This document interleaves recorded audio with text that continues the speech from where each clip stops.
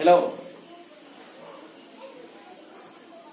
In today's making sentences, we will learn something more, something else. कुछ अलग सीखेंगे, कुछ हटकर सीखेंगे. मेकिंग सेंटेंस में आज का जो पीरियड होगा, making sentence. Next part. Without wasting the time, let's start the session. Possession बताना. पोसेशन बताना.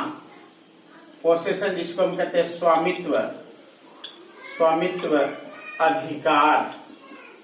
स्वामित्व अधिकार की बात करते हैं. बोलचाल की भाषा में होना, रहना या फिर रखना. होना, रहना या रखना. होना, रहना और रखना. जब यह बात प्रेजेंट टाइम की आती है, प्रेजेंट टाइम की पोसेशन की बात करते हैं. प्रेजेंट टाइम के पोसेशन को बताने के लिए जो हम यूज करते हैं, तो अफर्मेटिव का जो सेंटेंस बनाएंगे तो सबसे पहले उसके लिए सब्जेक्ट लेंगे और उसके बाद एक लेडी हैज और हैव का यूज करेंगे और उसके बाद जो ऑब्जेक्ट हो, जो नाउन हो, वह ले लेते हैं या फिर जो भी हो. अब जैसे उसे कलम है, उसे कलम है, उसके पास कलम है, उसके पास कलम है, उसके पास कलम है, उसे कलम है, उसके पास कलम है, या वह कलम रखता है. यह जो बात है वह सब सेम आती है और इसके लिए हम बनाते हैं he has a pen. He has a pen. सही सुना. He has a pen.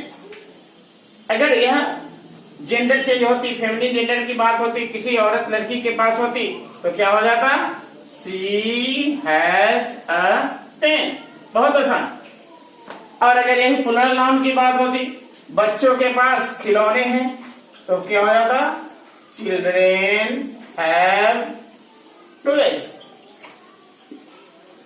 तो बच्चों के पास खिलौने हैं, बच्चों के पास खिलौने हैं, बच्चों के पास खिलौने हैं.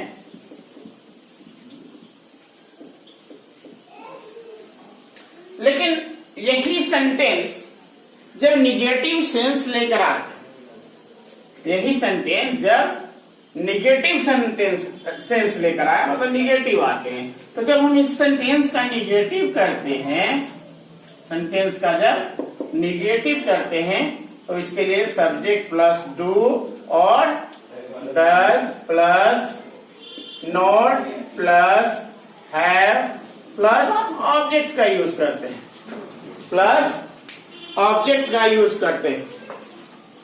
जैसे मेरे पास पैसा नहीं है, I don't have. I don't have money. I don't have money. या इसको फिर लिख सकते हैं I do not have money. I do not have money. Old English में, एंशियंट इंग्लिश में इसको नो जो एडवर्ब होते, एडवर्ब का यूज करके पहले यूज किया जाता था, अभी भी यूज किए जाते हैं. I have no money. I have no money. लेकिन अब यह आउटडेटेड, इसको कह ले कि यह आउटडेटेड हो चुका है, क्लासिक नहीं है. आउटडेटेड इसको कह सकते हैं, आउटडेट हो गया, आउटडेटेड है, मतलब not in use, not in use. इसका यूज बहुत अधिक नहीं रह गया. इसका अगर हम यूज करते हैं तो ऐसे लगता है कि जैसे हम रेगुलर नहीं है. तो निगेटिव बताने के लिए डोंट का यूज करेंगे. अगर यही थर्ड पर्सन सिंगुलर की बात आती तो सी डजंट हैव अ बाइक, उसके पास बाइक नहीं है, उसके पास बाइक नहीं है।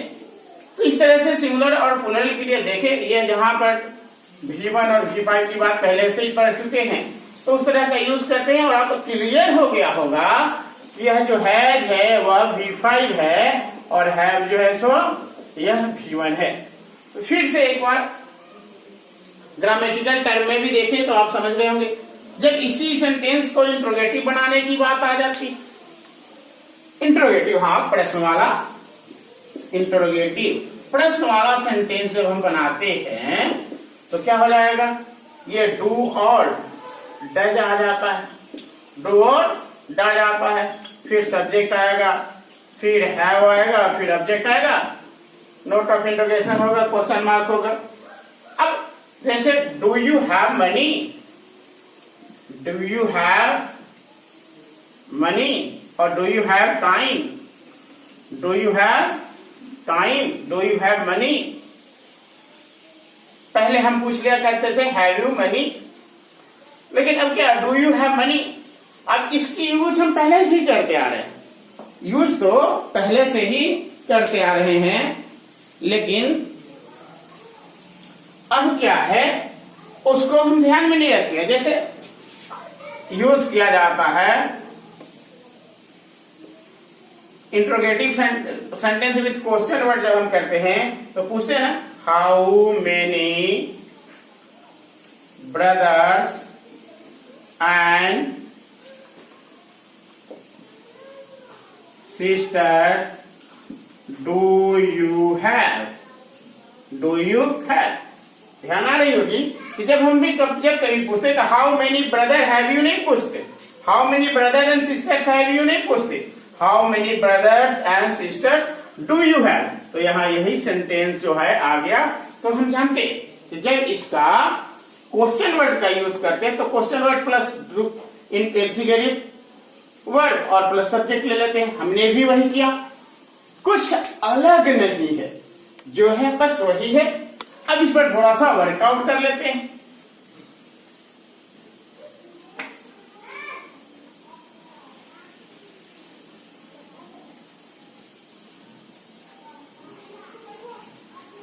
जैसे क्या उसके पास गाय नहीं है, या क्या उन लोगों के पास गाय नहीं है, do they have, do they have. अब यहां नो यूज कर सकते हैं, वर्ड नो काउ, या फिर कर सकते हैं do they not have a cow, a cow, या फिर कह सकते हैं don't they have a cow. क्या मीनिंग आया, क्या उनके पास, क्या उनके पास गाय नहीं है, गाय नहीं है।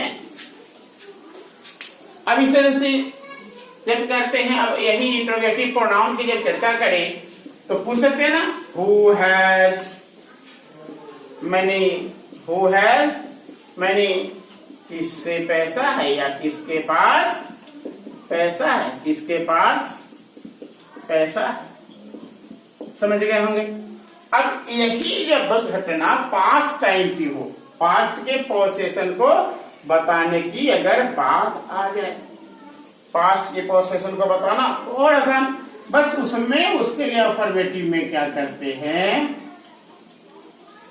अफर्मेटिव में करते हैं सब्जेक्ट प्लस हेड और प्लस ऑब्जेक्ट।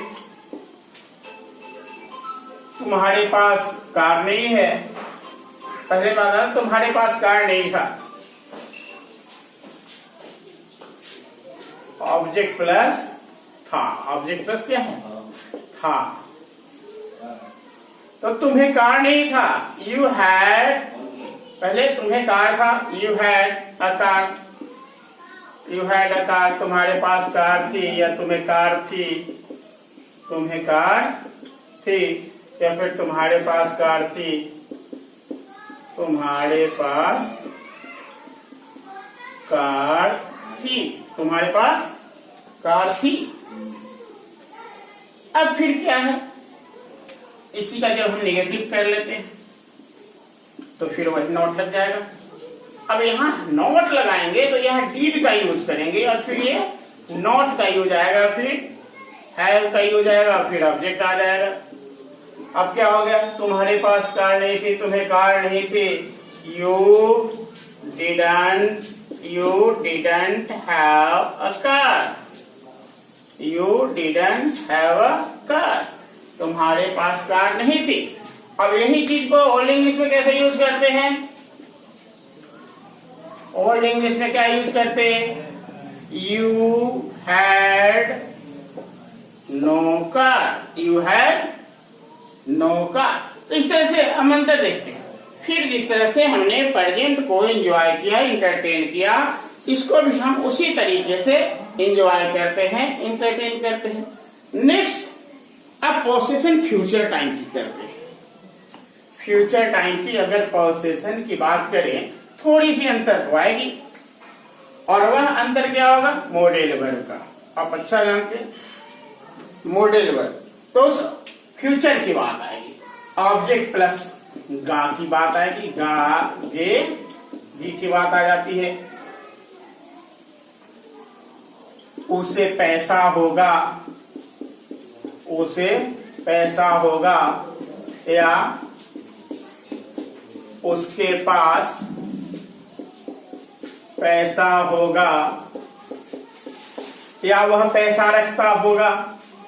फिर अफर्मेटिव की जब सेंटेंस बनाते हैं तो सब्जेक्ट, फिर विल, और फिर हैव, और फिर ऑब्जेक्ट। तो he will have money, he will have money. और इसी सेंटेंस के बाद जब निगेटिव बनाते हैं तो क्या आ जाएगा, subject plus will plus not plus have plus object. तो बच्चों के पास किताबें नहीं होंगी, boys will not have books.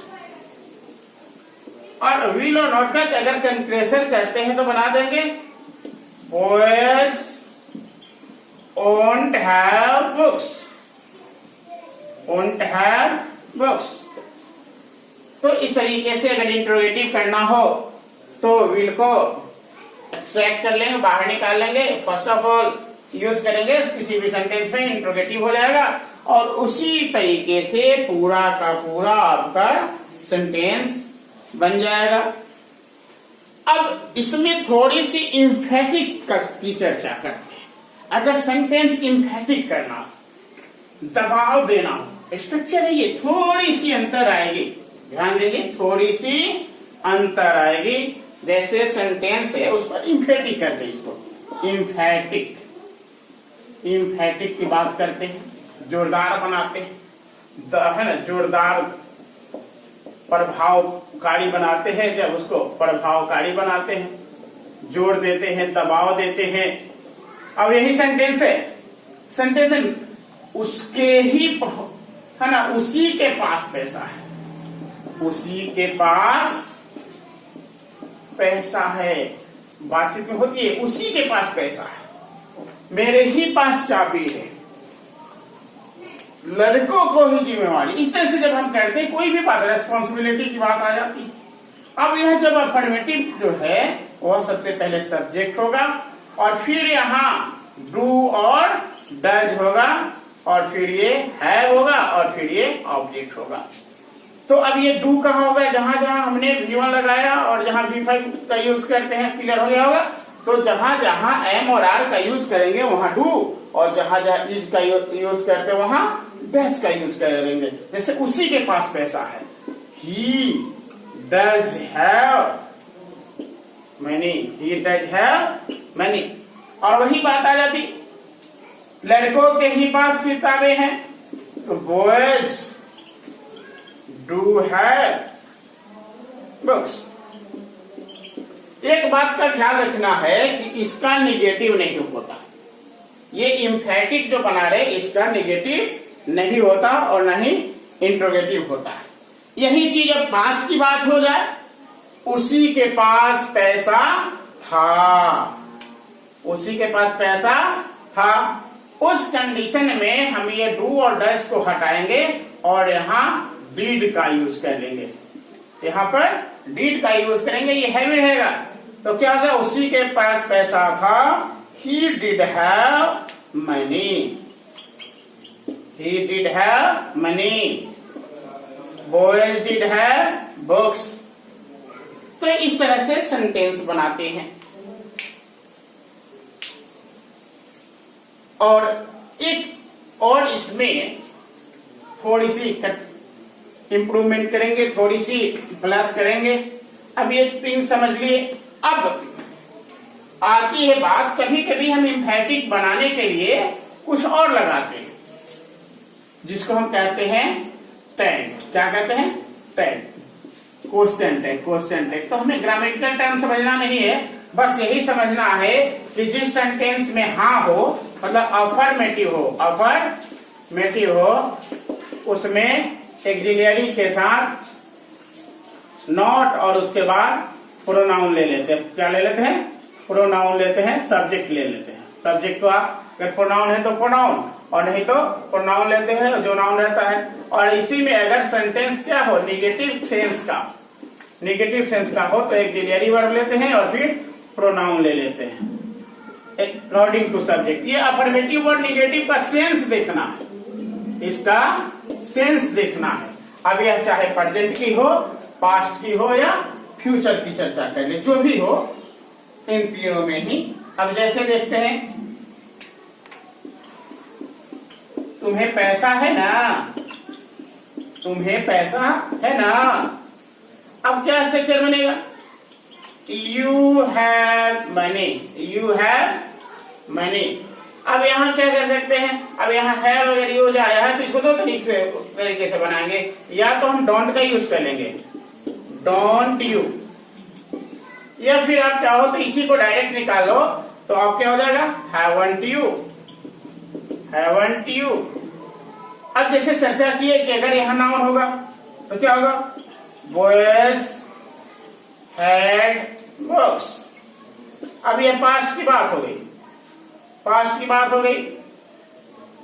तब यहां क्या करेंगे, यहां डीड का यूज करेंगे, डिडंट, और फिर कर लेंगे दे, प्लूरल है तो दे का यूज कर लेंगे। या फिर यहां चाहे तो हैडंट दे का भी यूज कर सकते हैं। बट मीनिंग क्या आ गया, लड़कों के पास किताबें थी ना, लड़कों के पास पुस्तकें थी ना, पुस्तकें थी ना। एक्चुअली इसका यूज हम डाउट को क्लियर करने के लिए करते हैं। लास्ट फ्यूचर की अगर बात करें तो फ्यूचर में वोंट का यूज कर लेंगे। जैसे सब्जेक्ट अगर यही सेंटेंस को लेके आए तो क्या आ जाएगा, I will have money, I will have money, और यहां क्या लेंगे, वोंट आई, मेरे पास पैसा होगा ना, मेरे पास पैसा होगा ना, मेरे पास पैसा रहेगा ना। और इसी को कह I have money don't I, I have money don't I, don't I, मेरे पास पैसा है ना, मेरे पास पैसा है ना। तो इस तरीके से यूज कर लेते हैं।